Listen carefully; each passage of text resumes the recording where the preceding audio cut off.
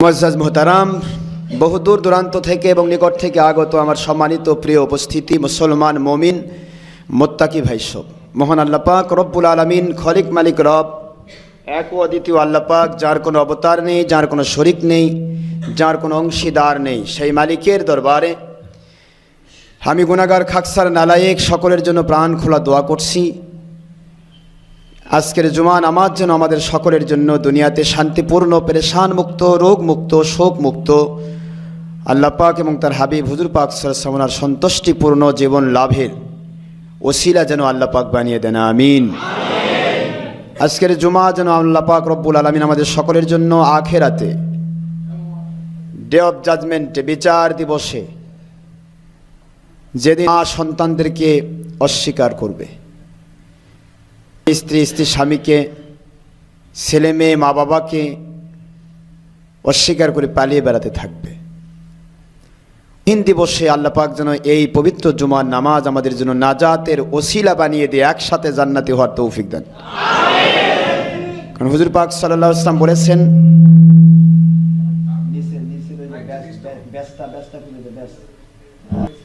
ব্যাস কমে দেন, আল্লাহ পাক রব্বুল আলামিন ওনার হাবিব সৈয়দুল মুরসালিন আখির রাসূল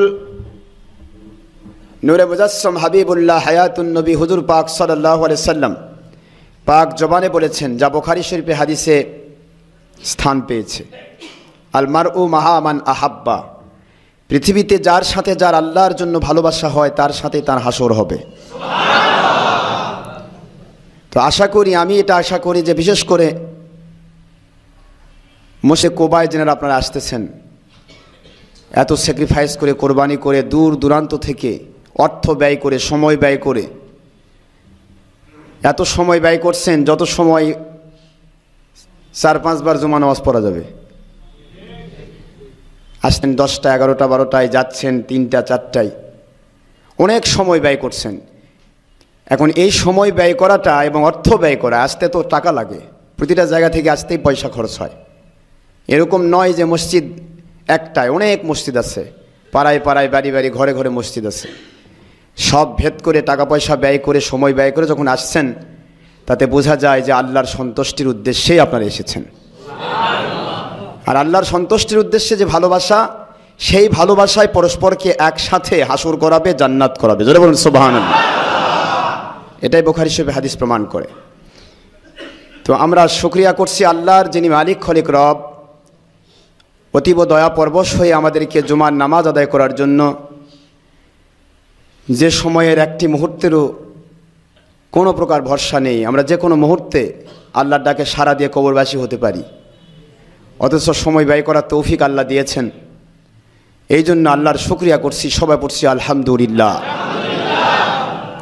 দুরুদ সালাম পড়ছি দো জাহানির সৈয়দ সৈয়দুল মুরসালিন আখির রাসূল নূরে মুজাসসাম হাবিবুল্লাহ হায়াতুন নবী, যার পরে কিয়ামত পর্যন্ত আর কোনো নবী রাসূল আসার সুযোগ নেই, যার শরীয়তের হালাল কিয়ামত পর্যন্ত হালাল, হারাম হবে না, যার শরীয়তের হারাম কিয়ামত পর্যন্ত হারাম, কেউ আর হালাল করতে পারবে না। সুবহানাল্লাহ বলুন। এবং কিয়ামত পর্যন্ত প্রত্যেকটা যুগই আল্লাহ পাক রব্বুল আলামিন যুগের মালিক, আর আল্লাহর যুগ যেটা, সেটাই নবীজির যুগ।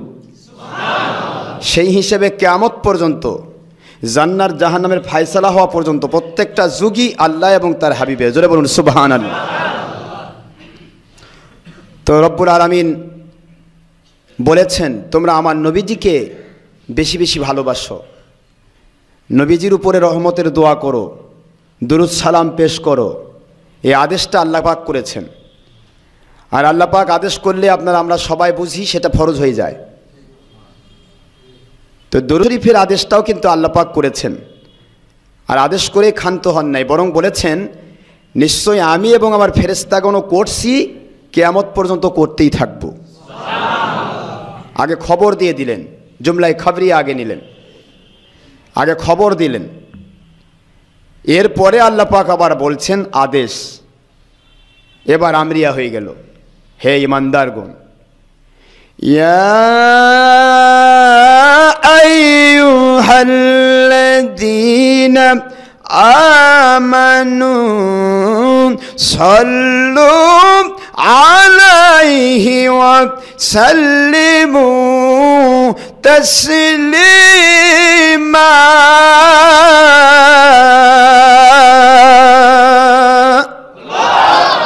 আল্লাহ পাক আদেশ দিলেন, এবার আমিও করি, আমার ফেরেশতাগণ করে। তোমরা যারা মুমিন তোমরা কি করবে? করবে না? আল্লাহ বলছেন তোমাদেরও আদেশ করছি, যারা মুমিন দাবিদার, যারা বিলিভার্স, যারা ইমানদার দাবিদার, ওদেরকে আমি আদেশ ক্রিয়েট করলাম, পুরুষ মহিলা জিন ইনসান যারাই মুমিন দাবি করবে তাদের আদেশ করলাম, তোমরাও বেশি বেশি করে আমার নবীর উপর দুরূদ শরীফ পেশ করো এবং আদবের সাথে সালাম দিতে থাকো। জোরে বলুন সুবহানাল্লাহ। এই জন্য দুরূদ সালাম পেশ করা, যেখানে যেভাবেই দুরূদ সালাম পেশ করা হোক, যে পদ্ধতিতেই, পদ্ধতিটা কোরআন সুন্নাহর বিরোধী কোনো কাজ যদি না হয়, আল্লাহ এবং আল্লাহ রাসূলের সন্তুষ্টির বাইরের কোনো কাজ যদি না হয়, কোনো হারাম বেদাত বেসরা কাজ যদি না হয়, যে পদ্ধতিতেই দুরূদ শরীফ পেশ করা হোক, সে দুরূদের বিরুদ্ধাচরণ করা মানে কোরআন শরীফের সূরা আহজাবের 33 নম্বর সূরা 21 নম্বর পারা সূরাতুল আহজাবের 56 নম্বর আয়াত শরীফকে অস্বীকার করা তথা কোরআন শরীফ অস্বীকার করা বেঈমানির পরিচয়। আমার কথা বোঝেন তো আপনারা? দরুদ শরীফে যদি কেউ বিরোধিতা করে, সে করবে না, সেটা তার ব্যাপার। অনেকে নামাজ পড়ছে না, তার ঈমান নষ্ট হচ্ছে না, কিন্তু কবিরা গুনাহ হচ্ছে। কি হচ্ছে? একদিন তওবা করে ফিরে আসে, নামাজ নতুন করে শুরু করে দেয়, আল্লাহ পাক ইচ্ছা করলে তার জিন্দেগির গুনাহ, নামাজ রোজা হজ জাকাত আমলগুলির গুনাহ আল্লাহ পাক ইচ্ছা করলে মাফ করে দিতে পারেন, এবং মাফ করে দিয়ে জায়গাটা আল্লাহ এমটি ফোল্ডারটা নেকি দিয়ে পরিবর্তন করে দিতে পারেন। সুবহানাল্লাহ। কিন্তু নামাজ অস্বীকার করলে ঈমান, কথা বুঝতেছেন তো? নামাজ যদি কেউ অস্বীকার করে, না নামাজ পড়ার দরকার নেই, খালি দরকার নাই, পড়া যাবে না তো দূরের কথা, যাবে না করে তো কাটটা কাফির। পড়া যাবে না যদি কয় নামাজ পড়াই যাবে না, তাহলে কি হলো? যেটা আল্লাহ ফরজ করেছেন সেটা বলছে যে করাই যাবে না, তাহলে তার ঈমান থাকবে তো? তো আল্লাহ পাক নিজে করেন, ফেরেশতাগণ করেন, করতেই থাকবেন, ঈমানদারদেরকে আদেশ করলেন করো, করতে থাকো। সেইটা যদি কেউ কয় করাই যাবে না, তাহলে এইটার ঈমান থাকে নাকি? দরুদ শরীফের ব্যাপারে যারা বিরোধিতা করে, এদের ঈমান থাকবে? একই জিনিসই তো, দুটাই তো আল্লাহর আদেশ। তো আসুন নবীজির উপর আমরা দরুদ সালাম পড়ি, সহপরি সাল্লাল্লাহু আলাইহি ওয়াসাল্লাম। প্রিয় সম্মানিত উপস্থিতি, আলোচনা অনেক লম্বা, তো আপনারা কেমন আছেন? আলহামদুলিল্লাহ। আসলে ভালো থাকাই দরকার, যেভাবেই হোক যতদিন বেঁচে আছি আমরা আল্লাহর সন্তুষ্টির জন্য ভালো থাকার চেষ্টা করব। দুনিয়ার কেউ খারাপ করতে পারবে না, কারণ আমি যদি ঠিক থাকতে চাই, কেউ খারাপ করতে পারবে? ক্ষমতা আছে? আমি যদি খারাপ হতে চাই তাহলে খারাপ হয়ে যেত। এই জন্য যত গুনার পথ প্রশস্ত, খুব ভালো করে বুঝবেন, পৃথিবীতে গুনার পথ যত শয়তান প্রশস্ত করবে, আল্লাহর ওলি হওয়া তত সহজ আমি মনে করি। কেন? গুনার পথ যদি না থাকে তাহলে সে গুনাহ থেকে বাঁচবে কি করে? নিজেকে বাঁচাবে কি? তার জিহাদ হলো না তো। গুনার পথ আছে বলেই আমার আল্লাহর কুদরতকে ভয় করে আল্লাহর সন্তুষ্টির জন্য গুনার পথকে লাথি মারে ফেলে দিল, জিহাদ না? গুনার পথ আছে চতুর্দিকে খোলা, এখন গুনাহ করতে গেলে সহজেই গুনাহ করা যায়, ইচ্ছা করলে সে গুনাহ করতে পারে। আগে গুনাহ খুব কঠিন ছিল, কিন্তু এখন দিন দিন ইবলিস শয়তান এবং দুনিয়ার যাবতীয় নন মুসলিম, ইহুদি নাসারা, মুশরিকিন, বেদিন বদ্দিন এবং মুনাফিক উলামায়ে সু, তারা সহজ করে দিয়েছে, হারাম হালাল হয়ে যাচ্ছে, হালাল হারাম হয়ে যাচ্ছে। নাউজুবিল্লাহ যেরকম খুবই সহজ। যুগ যুগান্তরে সবাই জানে টিভি হারাম, এখন টিভি ফরজ হয়ে গেছে। নাউজুবিল্লাহ পড়বেন না? যখনই বলবেন যে আমি জাকির নায়েকের ওয়াজ শুনবো, তখন তো টিভি লাগবে। কথা করছেন না কেন? যখনই বলবেন পৃথিবীর কোনো বড় আন্তর্জাতিক খ্যাতিসম্পন্ন বক্তার ওয়াজ শুনতে চাই, টিভির দরকার, কারণ সে টিভি মার্কা বক্তা। এখন টিভি যখন হারাম ছিল, এখন টিভি ছাড়া মৌলভিক দেখা যাচ্ছে না, মৌলভির ওয়াজ শোনা যাচ্ছে না, তাহলে ফরজ হয়ে যায়নি? নাউজুবিল্লাহ বলবেন না? ঈমান থাকবে তো? এই জন্য যত সহজ গুনাহ হয়েছে, ওই সহজ গুনাহটাকে সহজলভ্য, আমি হাত বাড়ালেই ঘুষ খাইতে পারি, হাত বাড়ালেই সুদ খাইতে পারি, হাত বাড়ালেই ছবি টিভি ভিডিও করতে পারি, হাত বাড়ালেই মহিলার সাথে বেপর্দা হতে পারি, হাত বাড়ালেই জেনা ব্যভিচার করতে পারি। সহজ, এই সহজলভ্য গুনাহ থেকে একমাত্র, কেবলমাত্র, শুধুমাত্র আল্লাহর সন্তুষ্টি এবং ভয় ছাড়া সহজলভ্য গুনাহ থেকে বাঁচা সম্ভব নয়। এখন আল্লাহর ভয় যার ভিতরে আছে, যার ভিতরে আল্লাহ পাকের সন্তুষ্টির উদ্দেশ্য আছে, সহজলভ্য সমস্ত হারাম কাজগুলিকে লাথি মেরে, এখন নেক কাজ করা দুর্লভ, ভালো কাজ করবেন বাধা, সত্য কথা বলবেন বাধা, যেখানেই যাবেন আপনাকে নিয়ে তারা বিরক্তি বোধ করবে, বিব্রত বোধ করবে। এরকমই হচ্ছে তো, আমরা যেখানে যাচ্ছি কি হচ্ছে, এই কি বোধহয় বলে আল্লাহ, কি বলতে বোধহয় কি বলে, ভয়, একটা আতঙ্ক বিরাজ করছে। একজনের বাড়িতে মেহমান হলাম, এই হুজুর আসছে, টিভি লুকে থুচ্ছে। তাহলে লুকে যখন ডাকতেছে তাহলে বোঝা যায় যে সে বিব্রত বোধ করতেছে। কি কথা ঠিক তো? সব জায়গাতেই সমস্যা, সমস্যা এক জায়গাতে নাই, গুনার কাজে কোনো সমস্যা নেই। আপনি গুনাহ করবেন, সবাই খুশি, সবার সাথে মিলে থাকেন, বাস সবাই খুশি, সবাই বাহবা দিবে, বাকবাকুম করবে, সবার মুখে মুখে আওয়াজ ওয়াজ, ওনার মতো আর বক্তাই হয় না, ওনার মতো আর আলেমই হয় না। যেই মাত্র সত্য বলেছেন সঙ্গে সঙ্গে খবর হয়ে গেছে, ওরে বাবা এ না অন্য জিনিস, এর কাছে যাওয়া যাবে না, এর কাছে গেলে মানুষ নষ্ট হয়ে যাবে। তার মানে কি, আমার সুবিধা সব মানুষ ধরে ফেলবে, এদের সুবিধাবাদ জিন্দাবাদ, এই তো হারামের মধ্যে মশগুল, ধরা খেয়ে যাবে। এই জন্যই প্রতিটা জায়গায় আমরা সমস্যা, আর এই সমস্যা যাদের কাছে হচ্ছে তারা যদি সমস্যা মনে করে আল্লাহর দিকে ফিরে আসে, তারা সত্যিকারের আল্লাহর ওলি হয়ে যাবে। কি হয়ে যাবে? ওয়াল্লাযীনা জাহাদু ফিনা লানাহদিয়ান্নাহুম সুবুলানা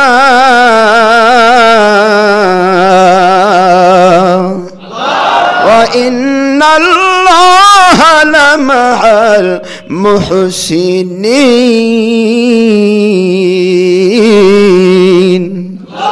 আল্লাহ পাক বলেন, যারাই আপ্রাণ চেষ্টা করবে, জান দিয়ে প্রাণ দিয়ে হারাম কাজ থেকে বাঁচার চেষ্টা করবে, আপ্রাণ প্রচেষ্টা চালাবে, ভালো কাজে হেদায়েতের রাস্তা ওঠার জন্য প্রচেষ্টা চালাবে, ওই মানুষগুলির জন্য আমি আল্লাহ কুদরতওয়ালা জামিনদার হয়ে গেলাম, আমি আল্লাহ পাক ওয়াদাবদ্ধ হয়ে গেলাম। অবশ্যই অবশ্যই ওই বান্দাগুলোকে আমি আল্লাহ কুদরতওয়ালা আমার সমস্ত যত রকমের হেদায়েতের রাস্তা আছে, জান্নাতি হওয়ার রাস্তা আছে, ওলি হওয়ার রাস্তা আছে, সমস্ত রাস্তাগুলি আল্লাহ পাক বলেন আমি অবশ্যই অবশ্যই খুলে দেব। ওয়া ইন্নাল্লাহা লামাল মুহসিনিন। আল্লাহ বলেন আমি ওই সমস্ত নেককার, মুহসিন শব্দের অর্থ দেওয়া হয়েছে তাফসীরে রুহুল বয়ানে, তারা হলো আল্লাহর ওলি। আল্লাহ বলেন যারা নেক আমল করার জন্য প্রচেষ্টা করে, বদ আমল ছেড়ে দেওয়ার জন্য প্রচেষ্টা করে, আমি কুদরত দিয়ে তাকে সাহায্য করব, নেক কাজ করা সহজ করে দিব, বদ কাজ ছেড়ে দেওয়া সহজ করে দিব। আর যখনই বদ কাজ ছেড়ে দেওয়া সহজ হলো, সে বদ কাজ ছেড়ে দিবে, আর নেক কাজ করা সহজ হলো, নেক কাজের মধ্যে ব্রত হয়ে যাবে। আল্লাহ বলেন তখন সে মুহসিন হয়ে গেল, আমার নেককার আল্লাহর ওলি হয়ে গেল। আল্লাহ বলেন ওই নেককার ওলিদের সাথে আমি সব সময় থাকি। সূরাতুল আনকাবুতের শেষের আয়াত শরীফ। তাহলে আমরা যদি একটু আল্লাহমুখী হতে চাই, গুনাহ যত সহজ তত আল্লাহর ওলি হওয়া সহজ। এটা হচ্ছে, তাহলে আসুন আমরা আল্লাহ পাককে সন্তুষ্ট করার চেষ্টা করি। আজকে শতধা বিভক্ত মুসলিম সোনার ভাইয়েরা, বড় কষ্ট হয়, আমরা এতটুকুই কষ্ট পাই যে দুনিয়াতে সাধারণ মানুষ যখন গুনাহ খাতা করে আমার কষ্ট হয় না, কারণ সাধারণ মানুষ ভুল করছে, তারা আজও ঠিক হতে চায়। আমি দেখতে পাচ্ছি যত তাড়াতাড়ি একজন সাধারণ মানুষ আল্লাহওয়ালা হচ্ছে, একজন ধর্ম ব্যবসায়ী মৌলবি আল্লাহওয়ালা হতো দূরের কথা, বরং আল্লাহওয়ালাদের বিরুদ্ধে যাচ্ছে। কেন? একটা মানুষকে যখন আপনি বলেন ভাই টিভি দেখা হারাম, সে অতি সহজে মেনে নেয়। কেন? আমার নবী নিষেধ করেছেন যেখানে ছবি হারাম সেখানে, আর এটার আর ছবি বলতে প্রাণীর ছবি যেখানে হারাম, টিভি মানে সবাই জানে ছবি দ্বারা নির্মিত বাক্স। কি কথা তো বোঝেন তো, সবাই বুঝলো যে এটা হারাম। কিন্তু একজন মৌলবীর কাছে যখন আপনি যাবেন যে টিভি মার্কা, তাকে বলবেন, সে বলবে ভাই এটা ইসলামী টিভি, ইসলাম দিয়ে ইসলাম জোড়া লাগে দিয়ে হারামটাকে সে চালু করে ফেললো। নাউজুবিল্লাহ পড়বেন না? এখন আপনারা বলেন তো, আপনার এলাকায় একজন লোক হয়তো একটা জিনিস পছন্দ করে না, যে ব্যক্তি যেটা পছন্দ করে না সেটা তার সামনে তার সামনে সেটা দিয়ে শুরু করা উপহাস না? আমার কথা বোঝেন? একজন ব্যক্তি একটা জিনিস পছন্দ করে না, কিন্তু ওই পছন্দ যেটা করে না সেটার ব্যাপারে তার সামনে যদি তাকে বলা হয়, ওটা দিয়ে শুরু করা হয়, তাহলে সে কি মন খারাপ করে কি না? উপহাস, সে আমি জানি তুমি জানোই যেটা অপছন্দ করি আমি, তারপর আমার সামনে তুমি আমাকে বলছো এটা করে, তাহলে উপহাস করছো। তো আল্লাহ পাক আল্লাহর হাবিব যেটা পছন্দ করে না সেটা যদি আল্লাহর নাম দিয়ে করা হয়, তাহলে আল্লাহ খুব খুশি হয় নাকি? আল্লাহর সাথে উপহাস করা হয়ে যায়, আল্লাহ পাকের সাথে আল্লাহর হাবিবের সাথে উপহাস হয়ে যায়, বিদ্রোহ হয়ে যায়, আর ইসলামকে অস্বীকার করা হয়ে যায়। যেরকম নাউজুবিল্লাহ। এভাবে করে আমাদের সব জায়গাতে দেখা যাচ্ছে যতগুলি ইসলামী পন্থা ছিল সব তুলে দেওয়া হচ্ছে, আর ইসলামের নাম করে বাতিল জিনিসগুলিকে ঢুকিয়ে দেওয়া হচ্ছে। একটু চিন্তা করবেন, এই যে আমরা ঈদে মিলাদুন্নবী পালন করলাম, এটার ব্যাপারে আপনাদের দলিল দেওয়া হয়েছে, হাজারো দলিল আছে। গত ইয়াতে আমরা 5 ঘন্টা শুধু দলিলই দিছি। কি শুনছেন তো আপনারা যে কতগুলি দলিল কোরআন সুন্নায় আছে যে রাসূল পাক সাল্লাল্লাহু আলাইহি ওয়াসাল্লাম ওনার পৃথিবীতে আসার দিন এটা হলো খুশির দিন। এদিন যত ইবাদত করা যাবে এই ইবাদতের যে একটা কপি আল্লাহ পাক বলেন হুয়া খয়রুম মিম্মা ইয়াজমাউন, দুনিয়ার সব মানুষ একত্রিত হয়ে যত ইবাদত করে প্রতিটা ইবাদতের কপির চাইতে এই কপির দাম অনেক বেশি। তাহলে এই যে কেন খয়রুল বাশার, সারা জগতের শ্রেষ্ঠ নবীজি পৃথিবীতে আসা, এর চাইতে বড় নিয়ামত, এর চাইতে বড় রহমত, এর চাইতে বড় বরকত আর নতুন কোনো দিন নেই। কথা ঠিক না ঠিক? তাহলে সেই নবীজির ব্যাপারে যখন কথা বললাম, যখন ঈদ মিলাদ পালন করলাম, তখনই বাইরে কুচুর মুচুর ফতোয়া শুরু হয়ে গেছে। সাধারণ মানুষ কিন্তু করেনি, সাধারণ মানুষ ভাবতেছে যে হুজুর করতেছে নিশ্চয়ই দলিল আছে, তাছাড়া তো করে না। কিন্তু ওই মৌলবি ধর্ম ব্যবসায়ী ওলামায়ে সু সেগুলা খালি ভিতরে খালি কানা ঘোষা এই কী করতেছে। আবার ফুল দেখে গেছে যে ফুল সাজাইছে কিংবা কী ব্যাপার কি অনেক করছে। আরে তোমরা সহি হাদিস জানো না?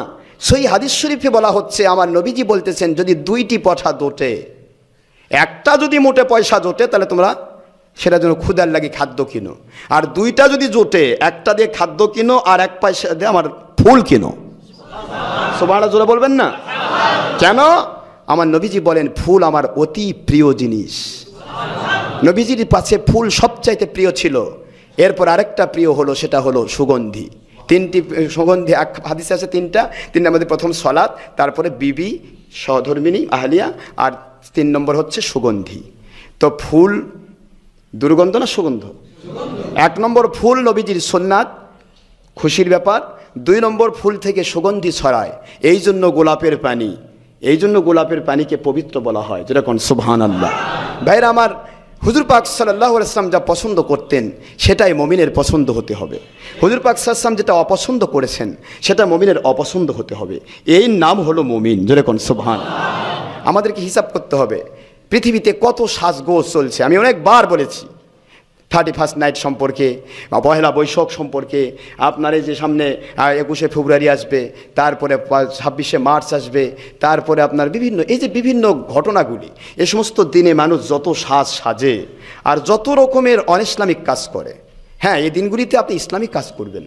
আপনি বাংলাদেশের জন্য শহীদ হয়েছেন যারা, দামাল ছেলেরা রক্ত দিয়ে যারা দেশে স্বাধীনতা সার্বভৌমত্ব ফিরে নিয়ে এসেছেন, তাদের জন্য আপনি কি করলেন? সারাদিন গান বাজালেন। আচ্ছা, নিজের বাপের যখন মিলাদ মাহফিল হয় তখন বাড়িতে খালি গান বাজায় মানুষ নাকি? হ্যাঁ, বোঝেন না? তাহলে বাপের মিলাদে গান বাজালেন না আর শহীদদের জন্য গান বাজাচ্ছেন, বোঝাই যায় যে শহীদদেরকে আপনি কি ভালোবাসা বাসেন। এটার কথা হলো নাকি? একটু বুঝতে হবে তো। আকলমন্দ কে লিয়ে ইশারা কাফি হে, জগহ সি লাগাই কে লিয়ে দুনিয়া নেই হে, এই ইবরাত কি যা হে তামাশা নেই হে। দুনিয়াতে মনে রাখতে হবে আমাদের শিক্ষা গ্রহণ করার কারখানা দুনিয়া, এখানে ইবরত হাসিল করার জায়গা, এখান থেকে কিছু নিয়ে যাওয়ার জায়গা। সেখানে আমি যা ইচ্ছা তাই করবো, বিবেকে বাধা দিচ্ছে না, কোনো রকমের চিন্তা চেতনা ছাড়াই কাজ করছি। এই যে আপনারা এই যে মনে করেন যে আমি এখানে ঢুকলাম, আমার জন্য আপনারা দাঁড়িয়ে গেলেন, আমার জন্য নয়, এটা আমার কিচ্ছু নাই। আমার জন্য আপনারা দাঁড়ালেও কিছু হবে না, না দাঁড়ালে আমার কিচ্ছুই হবে না। আমার কিছু হবে না, ফুলে উঠবো আমি, 2 ঠ্যাঙের জায়গায় 4 ঠ্যাং হয়ে যাবে, কি হবে? ব্যাপার হলো সারা পৃথিবীতে, শুধু বাংলাদেশ না, সারা পৃথিবীর যত ইউনিভার্সিটি, কলেজ, মাদ্রাসা, স্কুল, ছোট্ট স্কুল থেকে বড় স্কুল, মাদ্রাসা, কলেজ পর্যন্ত প্রত্যেকটা জায়গাতে একটা ক্লাসরুমে যদি একটা নাস্তিক ছাড়ো ঢোকে, নাস্তিক, আল্লাহ বিশ্বাস করে না, অথবা নন মুসলিম, হিন্দু, খ্রিস্টান, বৌদ্ধ, তার জন্যও কিন্তু ছাত্ররা তাৎক্ষণিকভাবে দাঁড়িয়ে যায়। একটু বুঝবেন, এই জিনিসগুলো বোঝার চেষ্টা করবেন, একটু এইদিক ওদিক চিন্তা করলেই বোঝা যায়। কিন্তু হঠাৎ করে মানুষ ফতোয়া দেয়, কী করে ফেল দিচ্ছে, জানা যাচ্ছে কেমবা এটা কী হলো না। এই যে ছাত্ররা যে শিক্ষকের জন্য দাঁড়াবে, কেন, এটা কোথা থেকে আসছে? এটা দুনিয়ার কোনো কাফির শিখায় নাই, আমার নবী পাক সাল্লাল্লাহু আলাইহি ওয়াসাল্লাম শিক্ষা দিয়েছেন। ভাইরা আমার, কথাগুলি দীর্ঘ, এক একটা বিষয় অনেক সময়ের প্রয়োজন, কিন্তু আমাদের আজকের বিষয় হলো মুনাজাত।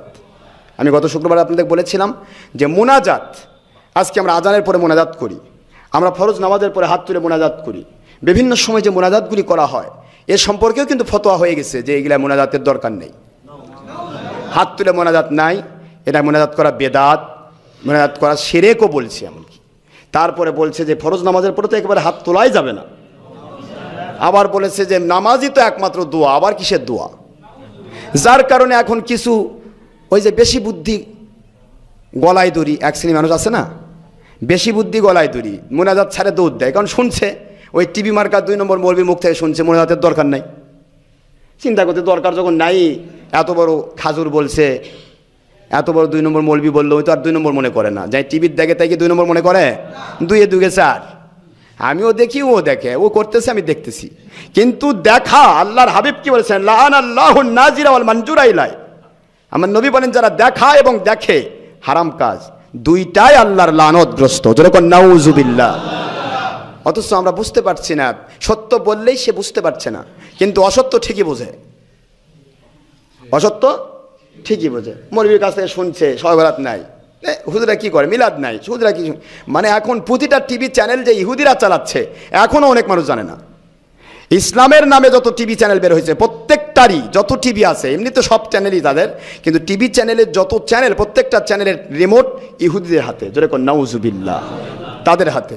এখন এই যে টিভি চ্যানেলে যত মৌলবি ঢুকলো, প্রত্যেকটাই হলো ইহুদিদের তৈরি করা দল, ওয়াহাবিদের পোষ্য, ওয়াহাবিদের পোষ্য, বোঝেন তো, যারা মানুষের মধ্যে বিভেদ সৃষ্টি করবে কথা দিয়ে, ওয়াজ দিয়ে, নসিহত দিয়ে, এই ধরনের মৌলবি টিভি চ্যানেলে ঢুকছে।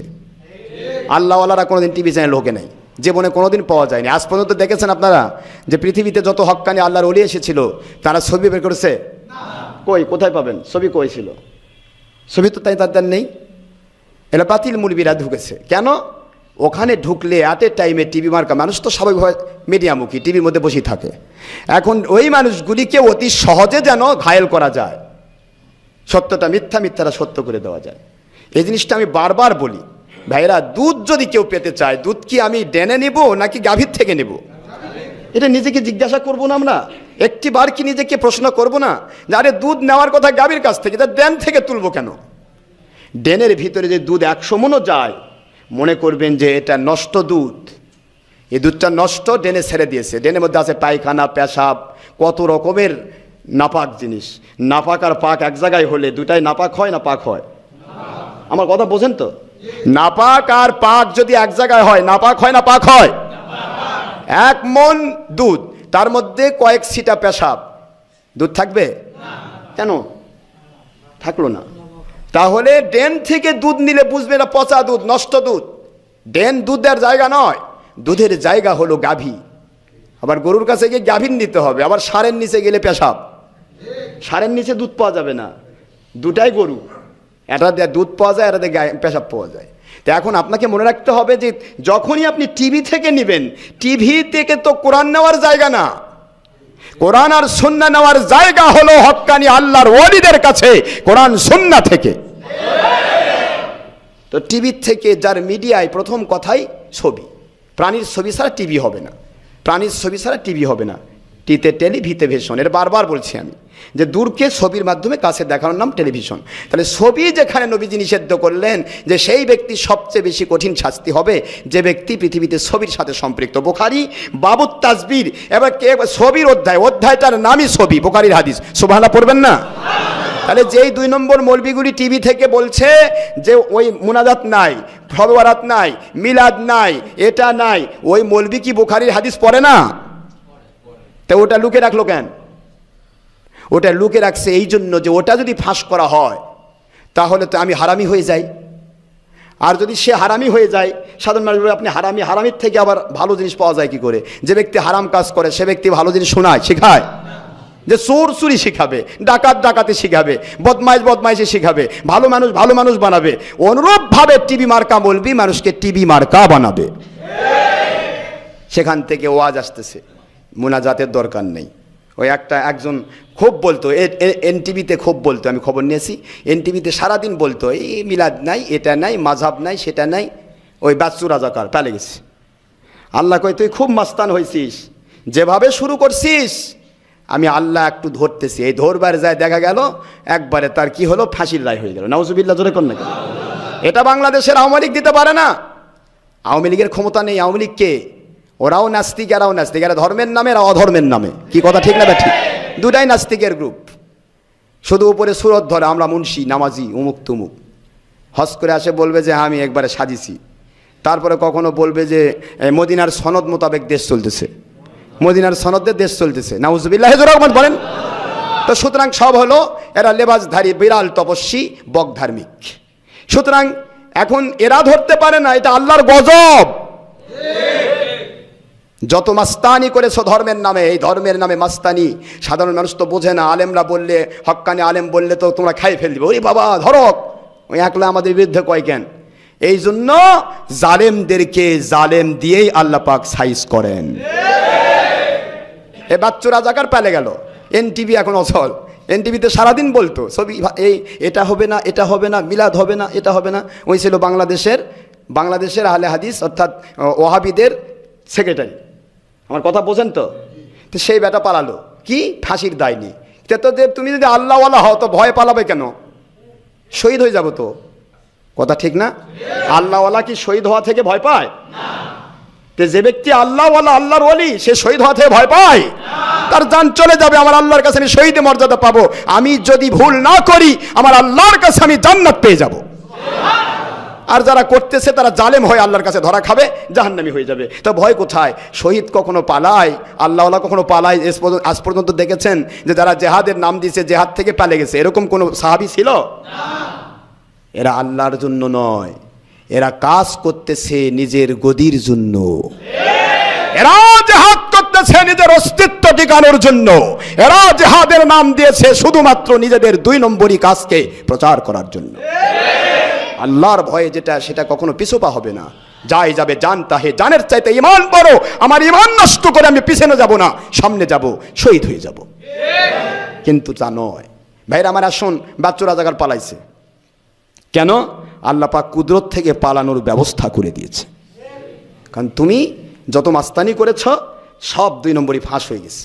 তা আসুন, আমি যে কথা বলতে চাচ্ছিলাম সেটা হলো, এই যে ধর্মের সুরত ধরে মিথ্যা কথা টিভি থেকে বলা হচ্ছে, আর সাধারণ মানুষ টিভি বেশি বোঝে, টিভির পর্দায় বসে। ওরে বাবা হুজুর, টিভির মধ্যে দেখলাম এত বড় মৌলবি বলল, কিন্তু টিভির মৌলবি যে 2 নম্বর, এটা আপনি বোঝেন না।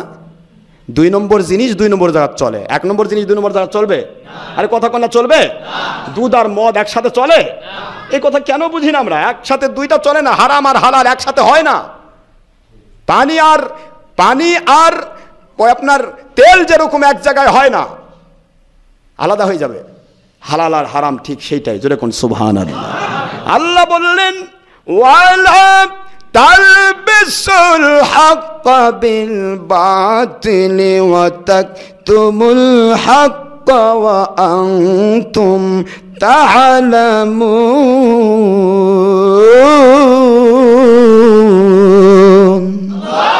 কোরআন শরীফের 1 নম্বর পারা 2 নম্বর সূরা সূরাতুল বাকারা, এখানে 5 নম্বর রুকু 42 নম্বর আয়াত শরীফ আল্লাহ পাক বলেন, খবরদার খবরদার মুমিন মুসলমান অথবা মৌলবি মুন্সি দাবিদার, তোমরা শোনো, সত্যের সাথে মিথ্যা, হালালের সাথে হারাম, ওয়ালা তালবিসুল হাক্কা বিল বাতিল, হকের সাথে বাতিলকে তোমরা মিক্সার করো না, এক জায়গায় করো না। নিষেধটা কার?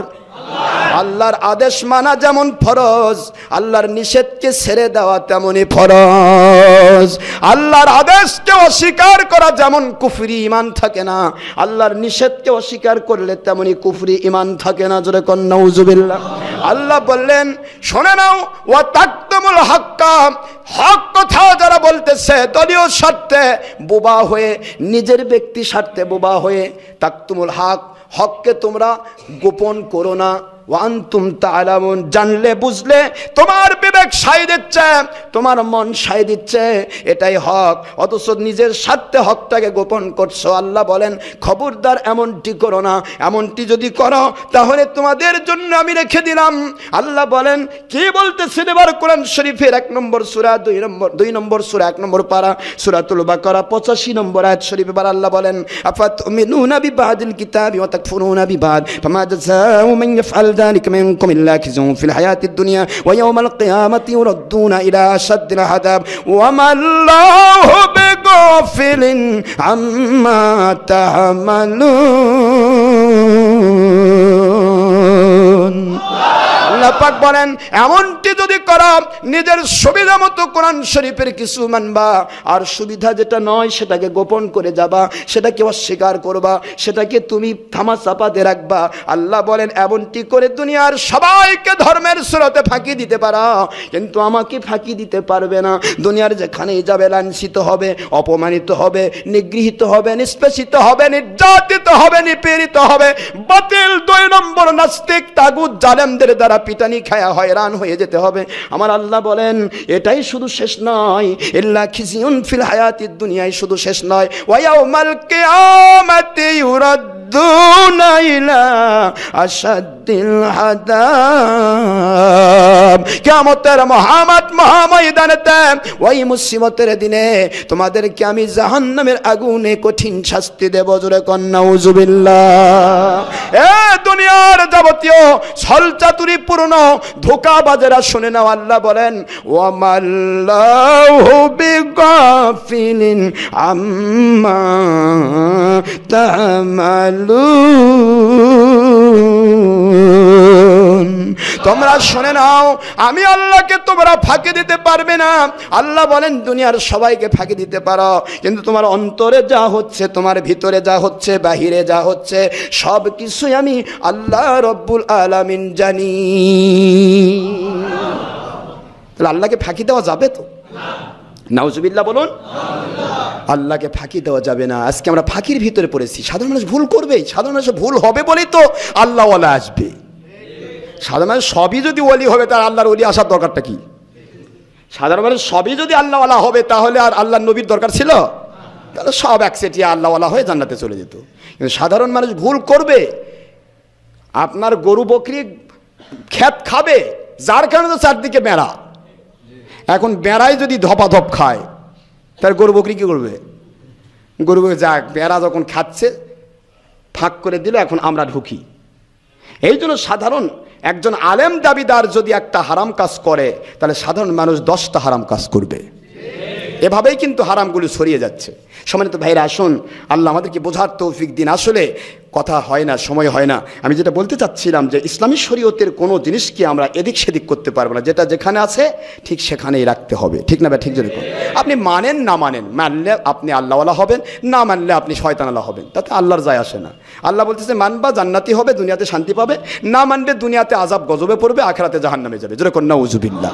বাদ বাকি তোমার, তুমি কি করবে এখন তুমি চিন্তা করো। ফাতাবিরু ইয়া উলিল আবসার, দৃষ্টি শক্তি সম্পন্ন মানুষেরা আমি আযাবের পথ দেখিয়েছি, জান্নাতের পথ দেখিয়েছি, যেটা তোমার ভালো লাগে গ্রহণ করে নাও। যেরকম সুবহানাল্লাহ। তা কাজে আল্লাহ এবং রাসূলের কিছু না যে আপনি নামাজ পড়লেন আর আল্লাহকে বড় লোক বানিয়ে দিলেন, নবীকে বড় লোক বানিয়ে দিলেন।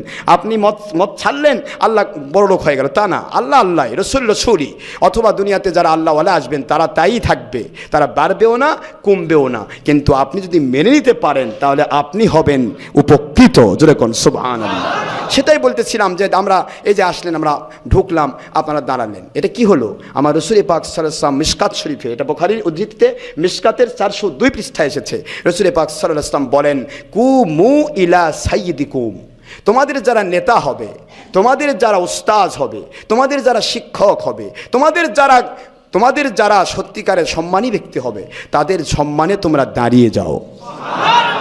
এই দাঁড়িয়ে যাওয়ার হুকুমটা আল্লাহর হাবিব করেছিলেন। এই জন্য ওস্তাদের সম্মানে দাঁড়ানো আল্লাহ রসুলের খাস সুন্নত। 100 শহীদের মর্যাদা, একটা দুটা নয়। মান তামাসসাকা বিসুন্নতি ইনদা ফাসাদি উম্মতি ফালাহু আজরু মিয়াতি শাহীদিন। নবী পাক সাল্লাল্লাহু আলাইহি ওয়াসাল্লাম বলেন, যে ব্যক্তি আমার একটি সুন্নতের পাবন্ধ হবে ফিতনার যুগে, ওরা যদি ঈমান ঠিক থাকে, ওই এক একটা সুন্নতের বদলা 100 শহীদের মর্যাদা পেয়ে যাবে। এই যে আপনারা গত সপ্তাহে বলার পরে টুপি অনেকে কিনছেন, খুব ভালো লাগতেছে। খাস সুন্নতির টুপির একটা মজাই আলাদা। আর যদি কেউ বলে, কোনো 2 নম্বর মৌলবি যদি বলে এটা কি পড়ছেন, ও কিচ্ছু বলবেন না, খালি বলবেন ভাই তোমার টুপিটার দলিল দাও, আমি কাল থেকে তোমারটা মানবো। কারণ দলিল ছাড়া তো ইসলামে কিছু মানা যাবে না, যাবে কি? কিন্তু আমি যেটা পড়ছি এটা দলিল আছে, যেরকম সুবহানাল্লাহ। এই জন্য আমি বলছি, আজও বলে দিচ্ছি যে ভাইয়েরা টাকার অভাবে টুপি কিনতে পারেননি, আমার নিজের পকেট থেকে আমি টাকা দিব, আপনার খালি আপনার মাথায় কোনটা হয় এটা সেটিং করবেন, আর ওখানে আপনি শুধুমাত্র নাম লিখে একটা কয়টা টুপি গেল আমি নিজে ওই দর্জির টাকা দিয়ে আমি ক্লিয়ার করব। কিন্তু আপনারা সুন্নত পালন করবেন, একটা সুন্নত 100 শহীদের মর্যাদা। আরে ভাই আমি মরবই তো, মরার আগে আল্লাহর নবীর একটা সুন্নত মানি না কেন? ঠিক না ভাই? ঠিক জোরে মানা তো লাগবেই, মাথার যে কোনো একটা টুপি দিতেই হবে। কিন্তু বাজারে 2 নম্বরই ওই টাকা পয়সা কামাই করার উদ্দেশ্যে যে টুপি, সেটা কেন পরবো যেটার দলিল আছে? আমার নবীজি বলেন, নবী পাক সাল্লাল্লাহু আলাইহি ওয়াসাল্লাম উনি কি করতেছেন, জিবরাইল আলাইহিস সালাম সর্বপ্রথম আল্লাহর জান্নাত থেকে যেই টুপিটা আমার নবীকে হাদিয়া করেছিলেন, সেই হাদিয়ার টুপিটা ছিল 4 টুকরা গোল সাদা মাথার সাথে লেগে থাকা সুতি সুন্নতি টুপি। জোরে কোন সুবহানাল্লাহ। এটা তো হাদিস, আনিসুল আরওয়া কিতাব 119 পৃষ্ঠার ভিতরে আসছে, তারপরে ইত্তেবাতুল আরওয়ার কিতাব 125 পৃষ্ঠায় আসছে, এগুলো অসংখ্য হাদিস শরীফ আছে। সুতরাং আপনারা সুন্নতি টুপিটা পরবেন, আমার এটা অনুরোধ। ভয় পাওয়ার কিচ্ছু নাই, এ টুপি যার মাথার থাকবে তাকে কেউ রাজাকারও মনে করবে না, বেঁচে যাবেন। এ টুপি যার মাথায় থাকবে তাকে কেউ জঙ্গি মনে করবে না, ইনশাল্লাহ। বলেন না কেন? মানে এ টুপির একটা আলাদা বরকত আছে। এ টুপি যখন মাথায় দিবেন, প্রশাসন, আর্মি, আপনার DB, SB, DGFI, NSI, army intelligence, RAB যত আছে সব গোষ্ঠী জানে যে ডক্টর আশরাফ সিদ্দিকীর ভক্তরা এই টুপি পরে। কাজেই আপনার সাইডে কেউ ঢুকবে না, আসবে না ইনশাল্লাহ। এটা মনে রাখেন, আমরা কোনো দলের নই, আমরা কোনো দল মত সব কিছুর ঊর্ধ্বে একমাত্র আমার আল্লাহ এবং রসুলের সন্তুষ্টির জন্য আহলে সুন্নতুল জামাত তথা ফুরফুরা, মেদিনীপুর, জৈনপুর, শর্ষিনা, ঠনঠনিয়া সমস্ত হক ওলিয়া উলিয়ার দরবার, সেই দরবার কেন্দ্রিক মানুষ আমরা। আমরা কোনো জঙ্গি মঙ্গির সাথে থাকবো না, যেটা ইসলামী দলিল আছে আমরা সেটা গ্রহণ করব। কি কষ্ট হচ্ছে আপনাদের? যাক, আল্লাহ পাক আমাদের বোঝার তৌফিক দিন। সময় শেষ হয়ে যাচ্ছে, করব কি? এখন দলিল দেওয়ার কথা ছিল আজকে আমাদের, সেটা হলো মুনাজাত। মুনাজাতের কথা বলতে গিয়ে এত কথা বললাম। কেন মুনাজাতকে কেন বেদাত বলা হয়? কারণ একটাই, সেটা হলো মুনাজাত যদি কেউ করে তাহলে আল্লাহর সাথে সে নিকটতম হয়ে যায়। কি নিকটতম হয়? আমি আপনাদের হাদিস দিচ্ছি, আজ আমাদের একবারে লেখা, একবার কেতাবপত্র ভিত্তিক, একবার সব, এখানে প্রায় 300-400 দলিল দেওয়া হয়েছে মুনাজাতের। মুনাজাত যে করতে হবে, আজকে বলা হয় যে মুনাজাতের দরকার নেই। আমি দলিল দিয়েছি মুনাজাত বলে, আবার অনেকে বলতেছে যে মুনাজাত এটা নামাজের অংশ না। কিসের অংশ না? আচ্ছা, নামাজের অংশ নয়। আচ্ছা, যেটা নামাজের অংশ নয় সেটা তো দরকার নেই, আচ্ছা কি? এখন আমি আপনাদের বলি, আল্লাহর হাবিব বলেছেন, মুসলিম, তিরমিজির হাদিস, তিরমিজি সহ 105টি হাদিস শরীফের কিতাব। আমি এক কথায় বলে দিচ্ছি, আর দুআউ মুখুল ইবাদা। দোয়া হচ্ছে ইবাদতের মাথা। দোয়া ইবাদতের কি? ইবাদতের মগজ, ইবাদতের সার, ইবাদতের জিস্ট, ইবাদতের সামারি, ইবাদতের সাবস্ট্যান্স, ইবাদতের মূল, তা হলো দোয়া। যেরকম সুবহানাল্লাহ। আচ্ছা, এটা কি আমি বানাইছি না আমার নবী বলেছেন? সহিহ হাদিস। হাদিসকে অস্বীকার করলে তার ঈমান থাকবে না। এখন আর দোয়াও মুখ্যুল ইবাদা যদি হয়, ইবাদতের সার বাঁধা যদি দোয়া হয়, তাহলে নামাজটা কি ইবাদত নয়? আর কথা কন না কেন? তো নামাজ যদি ইবাদত হয়, আমার নবী বলে ইবাদতের মাথা দোয়া, তাহলে দোয়া নামাজের অংশ নয় কেন? কথা বুঝে আসে? দোয়া ইবাদতের অংশ নয় কেন? আপনার শরীর থেকে মাথাটা কি আলাদা? যদি মাথা শরীর অংশ না হয়, কারে ফেলে দেন? কথা বোঝেন তো আমার? যে মৌলবি বলতেছে যে দোয়া ইবাদতের অংশ নয়, নামাজের অংশ নয়, তাকে বলেন যে তোর মাথাটা ফেলে দে, মাথা দরকার নাই, মাথা সারা শরীর চলবে তো? আমার নবীজি বললেন দোয়া হচ্ছে ইবাদতের মাথা। যেরকম সুবহানাল্লাহ। সম্মানিত ভাইরা, অসংখ্য দলিল, অসংখ্য দলিল। শুধুমাত্র এইটুকু বলবো, দেখ দোয়ার কত গুরুত্ব। এই গুরুত্ব বুঝাতে গিয়ে আল্লাহ পাক বলেন, ওয়াদউনি আস্তাজিব লাকুম, তোমরা আমাকে ডাকো, আমি তোমাদের ডাকে সাড়া দেব। সূরাতুল মুমিন 60 নম্বর আয়াত। এবার আল্লাহ পাক বললেন, ওয়াইদা সালাকা ইবাদি আন্নি ফাইন্নী করিব উজিবু দাওয়াতা দাঈ ইদা দাআন ফালইস্তাজিবু লি ওয়াল ইউমিনু বি লাআল্লাহুম ইয়ারশুদুন। সুবহানাল্লাহ, জোরে কোন।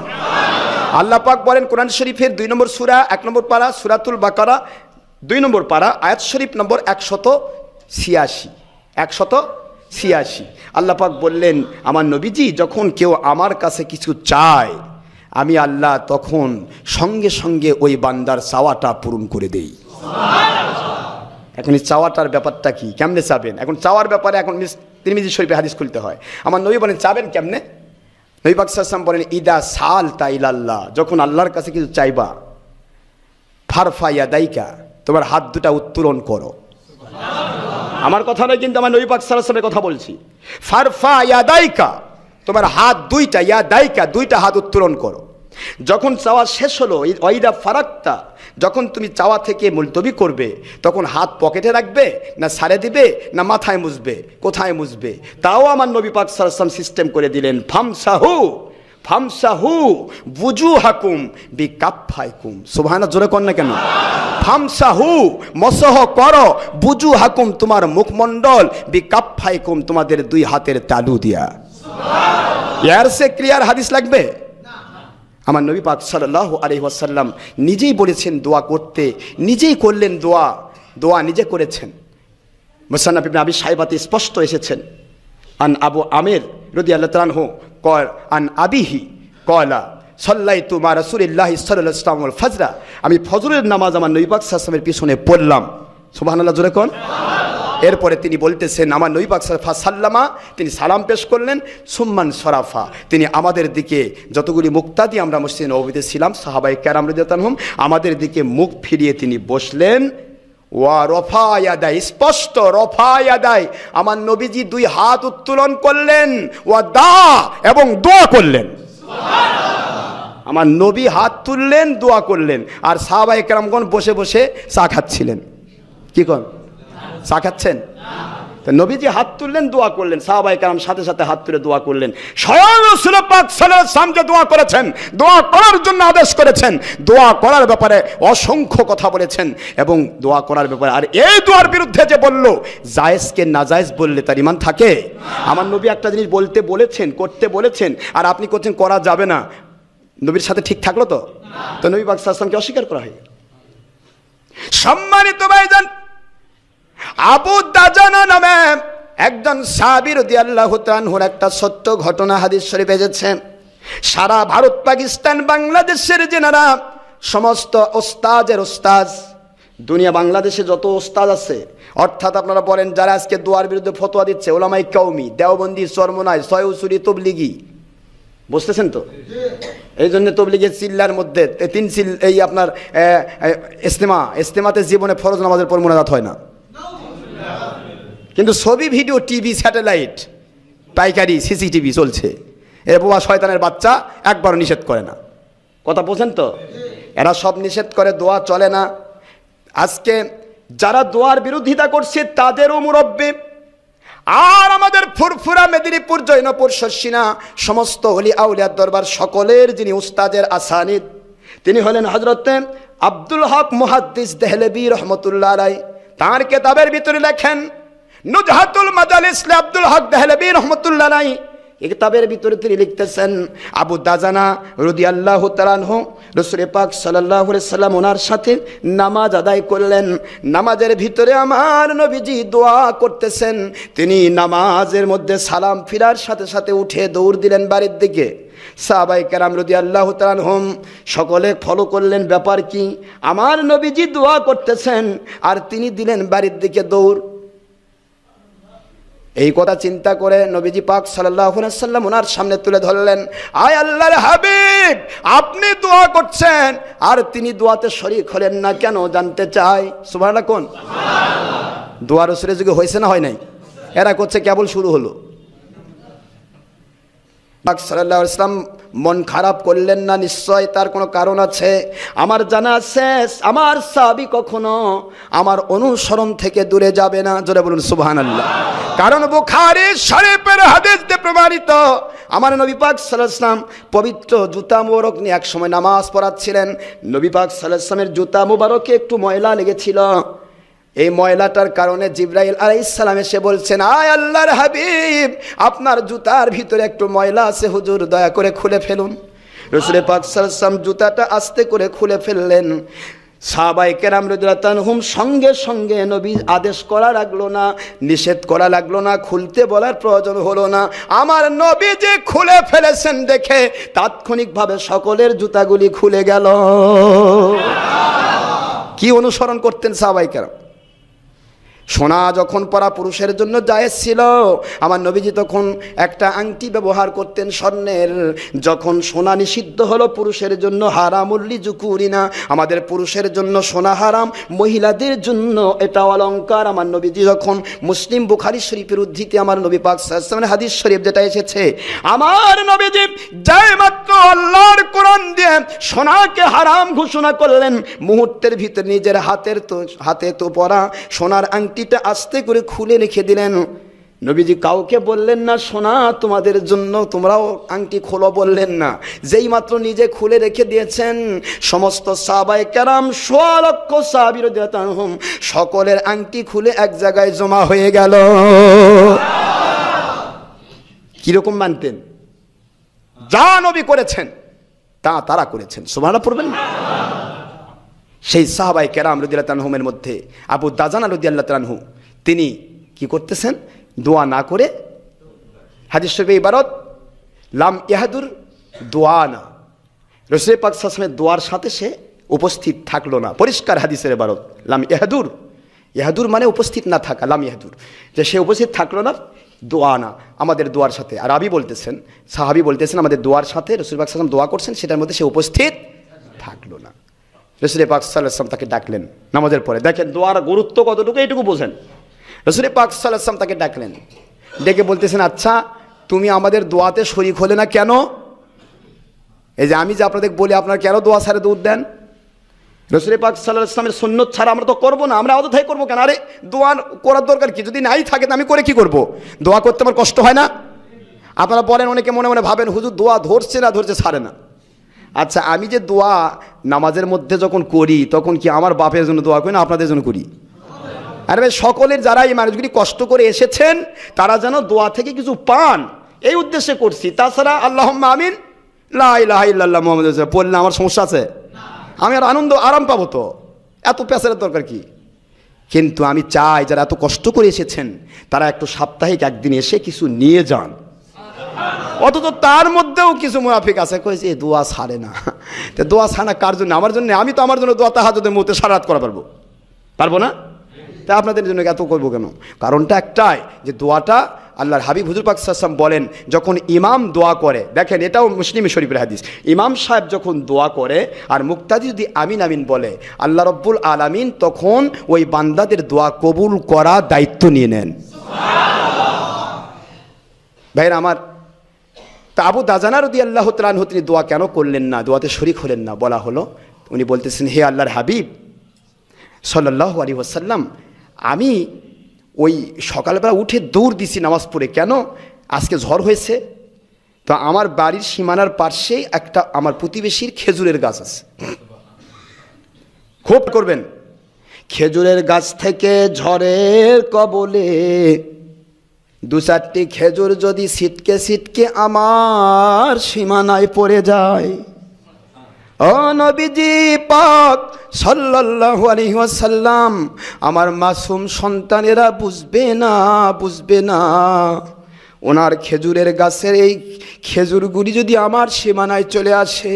আপনি বলেছেন হালাল রুজি ইবাদতের শর্ত। আমার সন্তান অন্যের খেজুর গাছের ঝরে পড়া খেজুর আমার সন্তানের পেটে যাবে, আমি সহ্য করতে পারবো না। বান্দার হক নষ্ট করা আমি বড় ভয় পাই আল্লাহর হাবিব। এই জন্য আপনার দোয়াতে শরীক না হয়ে দৌড় দিয়েছিলাম ওই খেজুরগুলি কুড়িয়ে তার বাড়ির মধ্যে ফেলে দিতে। পাক সাল্লাল্লাহু আলাইহি ওয়াসাল্লাম বলতে পারতেন তাহলে তোমার দোয়া করা লাগবে না, ঠিকই হয়েছে, অসুবিধা নেই। হাদিস কিন্তু শেষ হয়নি। নবী পাক সাল্লাল্লাহু আলাইহি ওয়াসাল্লাম খেজুরের মালিককে ডাকলেন, খেজুরের গাছওয়ালাকে ডাকলেন, এ খেজুর গাছওয়ালা, জান্নাতের ভিতরে লাল ইয়াকুত সুন্দর আমার আল্লাহর কুদরতি খেজুর গাছ, 10টি খেজুর গাছের বিনিময়ে তোমার ওই খেজুরের গাছটি আমাকে হাদিয়া করে দাও। লোকটি বড় কঠিন ছিলেন, না হুজুর না, আমি অদৃশ্য, কারণ সে ছিল মুসলমানের বাইরে, বলতেছিল না আমি অদৃশ্য খেজুরের জন্য আমার দৃশ্যমান খেজুরের গাছ দিতে পারবো না। নাউজুবিল্লাহ। সিদ্দিক আকবর লাফিয়ে উঠলেন, ও দরদি নবী সাল্লাল্লাহু আলাইহি ওয়াসাল্লাম, আপনার খেদমতে আরজ করব, ওই খেজুর গাছওয়ালার আশেপাশে আমার 10টি খেজুরের গাছ আছে। আবু দাজানা যেন প্রতিদিন আপনার দোয়ায় শরীক হতে পারে এবং তার সন্তানরা তার খেজুর গাছের খেজুর খেয়ে যেন পরের হক নষ্টকারী না হয়, এই উদ্দেশ্যে আমি তার একটি খেজুরের গাছ 10টি খেজুর গাছের বিনিময়ে ক্রয় করে নিলাম। 10টি গাছের খেজুরের গাছের বিনিময়ে তিনি খেজুর গাছটি ক্রয় করলেন এবং আবু দাজানা রাদিয়াল্লাহু আনহু এবং তার সন্তানদের জন্য সেটা দান করে দিলেন। তারপরেও মুনাজাতে শরীক হওয়ার জন্য তাকিদ দিলেন। সুবহানাল্লাহ পড়বেন না? আর আজকের জাহিলের বাচ্চা জাহিল বলতেছে মুনাজাত বলে বেদাত। ভাইরা আমার, মুনাজাত দোয়া, এ দোয়া আল্লাহর কাছে করলে আল্লাহ পাক বলেন যে যখন বান্দা দুটো হাত তুলে, এটাও হাদিস শরীফ, এটা সব আছে আমাদের কিতাবে, হাত তুললো আমার কাছে দোয়া করলো, ওই বান্দার দোয়াটা না কবুল করে ফেরত দিতে আমি আল্লাহ লজ্জা পাই। এই দোয়া ফেরত দিতে যে লজ্জা পান, ওই হাদিসেও হাত তোলার কথা আছে, যেরকম সুবহানাল্লাহ। ভাইরা আমার, সেই জন্য আসুন, অসংখ্য কথা শেষ হয়ে গেছে, এখন অসংখ্য কথার মধ্য থেকে আমরা যে আজানের পরে মোনাজাত করি, ওটা কিন্তু এখন কিন্তু প্রতিটা মসজিদে আজানের পরে মোনাজাত বন্ধ হয়ে গেছে, কোনো জায়গাত নাই। আছে কি আজানের পরে মোনাজাত নাই? কয় যে আজানের পরে মোনাজাত বেদাত। আর হুজুর পাক সাল্লাল্লাহু আলাইহি ওয়াসাল্লামের হাদিস, ইউজিবুদ দাওয়াত বাদাল আযানি ইলাল ইকামা, দোয়া কবুল হয় আজানের পর থেকে ইকামত পর্যন্ত এ সময়ের ভিতরে। সুবহানাল্লাহ। অজাউফাল লাইল, এবং তাহাজ্জুদ মুহূর্তে আরেকটা এখানে আসছে, ওয়া ইউজিবুদ দাওয়াত বাদা সলাতিল মাকতুবাত অফি রিওয়ায়াতিন উখরা দুবুরা সলাতিল মাকতুবাত। মাকতুবাত, সালাতিল মাকতুবাত মানে ফরজ নামাজ। আল্লাহর হাবিব বলেন আজানের পরে ইকামত পর্যন্ত সময়, জাউফাল লাইল তাহাজ্জুদ মুহূর্ত, এবং ফরজ নামাজের পরে বাদা সলাতুল মাকতুবাত, দুবুরা সলাতুল মাকতুবাত, দুটো একই অর্থ, দুবুরা মানে পরে, বাদা মানেও পরে। সলাতুল মাকতুবাত ফরজ নামাজের পরে আল্লাহর কাছে দোয়া কবুল হয়। আর জুমার দিনে জুমা নামাজের পর থেকে আসরের আগে পর্যন্ত দুইটা রাওয়ায়াত আছে, আরেকটা হলো আসর থেকে মাগরিব পর্যন্ত। এই ওয়াক্তের মধ্যে একটা সময় আছে যে সময় বান্দা যা চায় আল্লাহ পাক তাই দান করেন। এই জন্য আমরা নামাজ স্বাভাবিক গতিতে মসজিদে যে আমার 1:30টায় নামাজ হয়, আমি নির্দিষ্ট জোহরের নামাজের কিছু পরে নামাজ পড়া, এটা হলো খাস সুন্নত।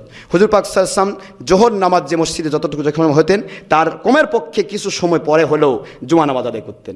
আমরা সেই খাস সুন্নত আদায়ের জন্য, যেহেতু এখন 1:30টায় নামাজ জোহর আমাদের এখানে, তা এখন আমরা নামাজ শুরু করব 1:45 বা 2টার আগে। কেন? এটা তো একটা খাস সুন্নত আদায় হবে। 2 নম্বর হলো যে ওই নির্দিষ্ট কবুলের সময়, দোয়া কবুলের টাইমটাও এসে যাবে, তখন আমরা হাত তুলব। আমার কথা কি বুঝতেছেন আপনারা? এই জন্য এটা করা হয়। কে ভালো বললো কে মন্দ বললো ওটা বিষয় না, আমরা দলিল ভিত্তিক কাজ করব।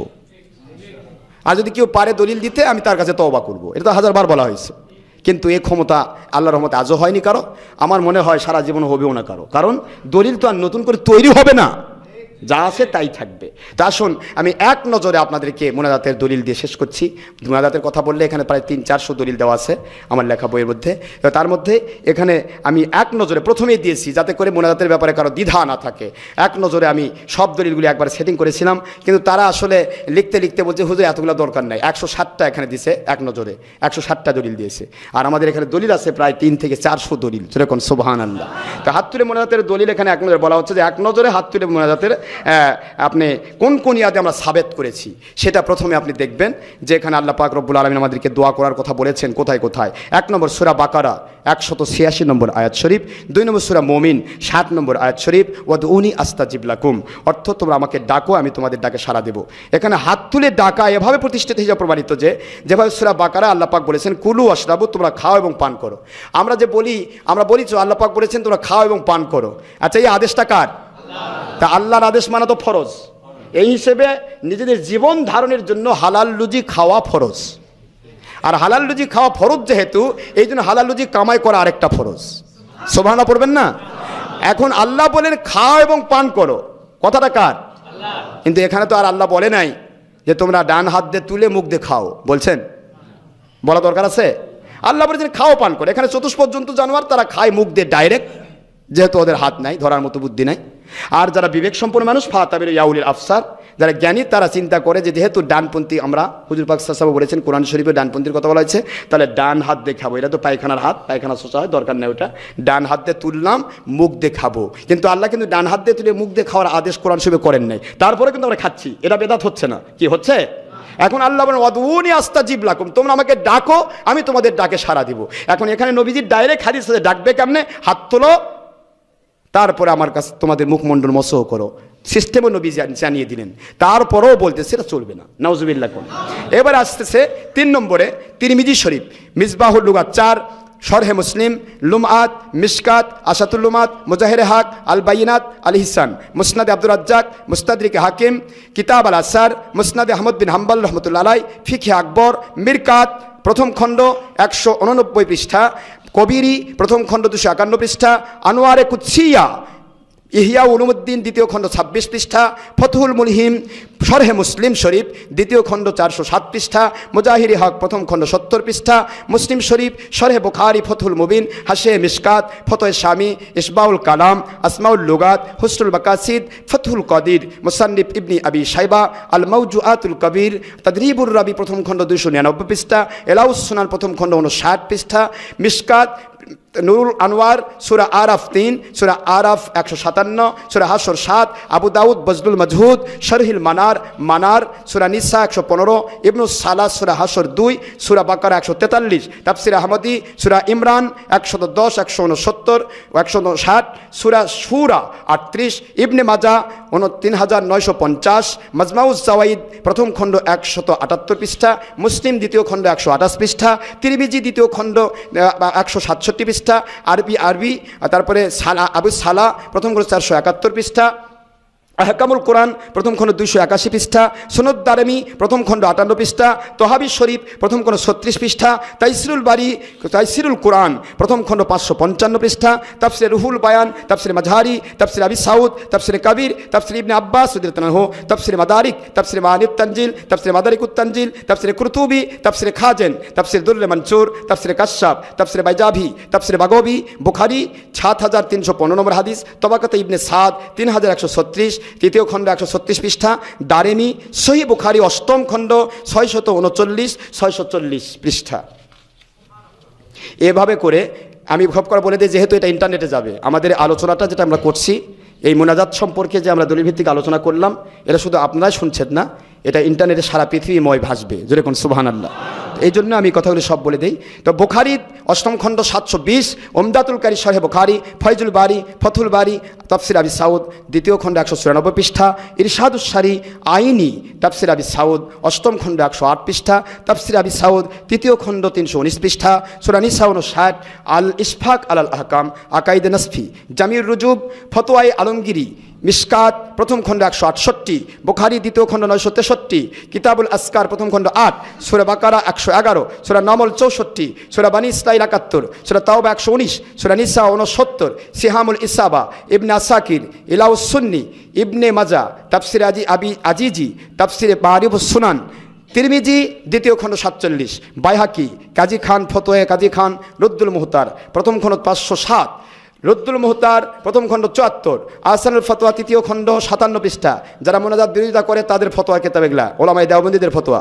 মিশকাত প্রথম খণ্ড 195, বুখারী দ্বিতীয় খণ্ড 938, বুখারী প্রথম খণ্ড 161, তাইসিরুল বারী অষ্টম খণ্ড 232, ফতহুল বারী ফরসারে বুখারী, তাইসিরুল বারী শারে বুখারী, মুসান্নিফ ইবনে আবি শাইবা দ্বিতীয় খণ্ড 486, মিশকাত শরীফ প্রথম খণ্ড 171, তোফাতুল আহওয়াজি প্রথম খণ্ড 128, মুসলিম প্রথম খণ্ড 293, নাসাই প্রথম খণ্ড 224, আবু দাউদ প্রথম খণ্ড 172, দাইলামি প্রথম খণ্ড 225, তানজিয়াতুশ শরীয়ত দ্বিতীয় খণ্ড 316, মিশকাত প্রথম খণ্ড 219, মিশকাত প্রথম খণ্ড 196, তানজিমুল আস্তাদ প্রথম খণ্ড 318, মুসান্নাফ দ্বিতীয় খণ্ড 486, আবি শাইবা দ্বিতীয় খণ্ড 486, মিশকাত প্রথম খণ্ড 195, মিশকাত প্রথম খণ্ড 196, অন্য হাদিস শরীফ মিশকাত 196, ওমর রাদিয়াল্লাহু ছেলের বর্ণনা মিশকাত প্রথম খণ্ড 196, হাসিয়ায়ে মিশকাত প্রথম খণ্ড 196, উমদাতুল কারী শরহে বুখারী ষষ্ঠ খণ্ড 238, তারিকুস সবি তৃতীয় খণ্ড 53, তারিকুস সবি তৃতীয় খণ্ড 56, আশাতুল লুমাত দ্বিতীয় খণ্ড 176, তানজিমুল আস্তাদ তৃতীয় খণ্ড 145, মুজাহিরে হাক দ্বিতীয় খণ্ড 243, মুজাহিরে হাক দ্বিতীয় খণ্ড 225, রদ্দুল মুহতার প্রথম খণ্ড 474, শরহু হাসিন প্রথম খণ্ড 43, রেসালা প্রথম খণ্ড 4, লাওয়াকিহুল আনোয়ার প্রথম খণ্ড 729, মিরকাতুল মাসাবি পঞ্চম খণ্ড 47, তিবরানি আল আওসাদ মাজমাউজ জাওয়াইদ মিশকাত প্রথম খণ্ড 196, মিশকাত 195, তাইসিরুল বারী প্রথম খণ্ড 233, মিশকাতের অন্য হাদিস সমূহ তাইসিরুল বারী শরহে বুখারী প্রথম খণ্ড 233, অন্য বর্ণে আবু দাউদ মিশকাত শরীফের সরা মিরকাত, অন্য বর্ণে আবু দাউদ শরীফ কিতাবুল আসকার, অন্য বর্ণে দুরুল মুখতার 158, হিসনে হাসিন 160, দারুল উলুম দেওবন্দ ফতোয়ায়ে দারুল দেওবন্দ দ্বিতীয় খণ্ড 199। এখানে ফতোয়ায়ে রহিমিয়া এবং ফতোয়া আজিজুল ফতোয়া দেওবন্দীদের ফতোয়ার কিতাব। এখানে এসেছে যে ব্যক্তি মুনাজাতের ব্যাপারে উল্টাপাল্টা বলবে সে ব্যক্তি পাগল, মূর্খ, যেরকম নাউজুবিল্লাহ। সেই কথাটা এখানে একবার ডাইরেক্টলি ওনারা তুলে ধরেছেন কিতাবের মধ্যে, সেই কথাটা বলে দিই আমি আপনাদেরকে, আমরা শেষ করছি। তো এখানে একটা জিনিস আমাদেরকে মনে রাখতে হবে, সেটা হলো মুনাজাত ব্যাপারে আজকে আমরা যে কথা বললাম, এটার ব্যাপারে আমার চ্যালেঞ্জ রইল ইন্টারনেটে সারা পৃথিবীময়। যদি কেউ আমাদেরকে মুনাজাতের বিরুদ্ধে একটা দলিল দিতে পারে যে আল্লাহর হাবিব অথবা সাহাবায়ে কেরাম মুনাজাতের বিরোধিতা করেছেন, মুনাজাত করতে নিষেধ করেছেন, আমরা তাদেরকে 120 টাকা উপহার দেব। ইনশাআল্লাহ বলেন না কেন? তওবা করে তাদের মুরিদ হব, আর তাদের কিছুই করতে হবে না, তারা তওবা করে শুধু এগুলি মেনে নেবে, তারা সত্যিকারে আল্লাহওয়ালা হবে। এইটা আমাদের চ্যালেঞ্জ রইল। তবে এখানে আমি একটি কথাই বলবো যে আমরা এ পর্যন্ত দলিল ভিত্তিক ইন্টারনেটে যত কিছু ছেড়ে দিয়েছি, মিলাদের ব্যাপারে, ঈদে মিলাদুন সম্পর্কে, নূর ব্যাপারে, হাজির নাজির গায়ের ব্যাপারে, সব ব্যাপারে আমরা যে চ্যালেঞ্জ দিয়েছি, আল্লাহ রহমত সারা পৃথিবীময় অসংখ্য বাতিল ফেরকা কেউ এই চ্যালেঞ্জের মোকাবেলা করতে কেউ তো পারেই নাই, বরং প্রতিটা দলিল তারা মেনে নিয়েছেন, যেরকম সুবহানাল্লাহ। তো আমি বলবো আমাদের প্রত্যেকটা কেতাবই বের হবে ইনশাআল্লাহ দলিল ভিত্তিক, চ্যালেঞ্জ ভিত্তিক। 20 কোটি টাকার কেতাব থেকে আমরা উদ্ধৃতি দিয়ে প্রতিটা বাড়ি ঘর এবং ইন্টারনেটে সারা দুনিয়া পৌঁছে দিতে চাই, যাতে করে প্রত্যেকটা বিরোধীদের, বাতিল ফেরকার সমস্ত বিরোধী কথা, এই বিরোধী কথা যেন দলিলগুলো মানুষ পেয়ে যায়, যেরকম সুবহানাল্লাহ। আসুন মহান আল্লাহ পাক আমাদের সবাইকে আল্লাহর সন্তুষ্টির জন্য সত্যিকারের মুসলমান হয়ে, আল্লাহওয়ালা হয়ে, আল্লাহ পাকের হাবিবের সত্যিকারের উম্মত হয়ে আমাদেরকে দুনিয়া থেকে বিদায় নেওয়ার তৌফিক দান করুন, এবং সত্যিকারের আল্লাহওয়ালা হয়ে আমরা জান্নাতি ফেরকার সাথে সম্পৃক্ত হয়ে যেন কবরে যেতে পারি। আল্লাহ পাক সবাইকে এ ব্যাপারে কবুল করে নিন। তবে ওই কথাটা আমি বলে দেই যেটা আমরা তাফসিরে ফতোয়া আজিজুল ফতোয়া দেওবন্দীদের ফতোয়া, উলামায়ে কওমি চরমনায় তবলিগীদের ফতোয়ার কিতাব আজিজুল ফতোয়া প্রথম খণ্ড পৃষ্ঠা 49। এখানে তারা লিখতেছে, দেখেন, ফরজো কি বাদ হাত উঠা কর দোয়া করনা और बाद दुआ के मिन पर हाथ फिरना अहादीस सही से साबित है, मुनकर उसका जाहिल और बेखबर के सुनना है। सुबहानाल्लाह जोरे कोन বলতেছে যে ফরজ নামাজের পরে হাত তুলে মুনাজাতের ব্যাপারে এটা হলো হাদিস শরীফ দ্বারা খাস সুন্নতের অন্তর্ভুক্ত, এবং এটাকে মুনকার মানে অস্বীকারী, যারা বিরোধিতা করে, মুনকার উস্কা জাহেল, তাদের কথা, উস্তা জাহেল সে নিরেট মূর্খ, আর বেখবর কি সুন্নত থেকে সে বেখবর মানে সে গাফিল, যেরকম সুবহানাল্লাহ। তারা লিখতেছে আর তারিকে সুন্নত, অথবা সুন্নতকে অস্বীকারী হিসেবে সে সাব্যস্ত হবে, সুন্নতকে তরককারী সুন্নত হবে। तारिक सुन्नत होकर मुराद मुलामात व तान है। और तिरमिजी शरीफ में मरवी है अन अबी उमामत क़ाल क़ील या रसूलल्लाह सल्लल्लाहु अलैहि वसल्लम आयु दुआ अस्मा क़ाल जौफ़ अल-लैल आखिर व दुबरा सलात। और हिस्न हासिन में भी रवायत तिरमिजी व हाकिम नकल किया है, और बस्तिल यदैन और सहा सित्ता के और रिवायत से नकल किया है। और रफ़अहा फस मजमुआ अन अहादीस सही से हर एक नमाज के बाद हाथ उठाकर दुआ मांगना और उसका सुन्नत होना साबित हुआ। सुबहानाल्लाह जोरे कौन? তাদের কিতাবে এসেছে যে রাসূল পাক সাল্লাল্লাহু আলাইহি ওয়াসাল্লামের খাস সুন্নাত হলো হাত তুলে মুনাজাত করা। জোরে বলুন সুবহানাল্লাহ। এবং এই আজরুল ফতোয়ার এই লাস্টে লিখেছে যে ইমাম সাহেব যতক্ষণ দোয়া করবে মুক্তাদিগণ তার সাথে ততক্ষণ দোয়া করা সুন্নত। আরো জোরে বলেন না সুবহানাল্লাহ। তো আল্লাহ 1 2 3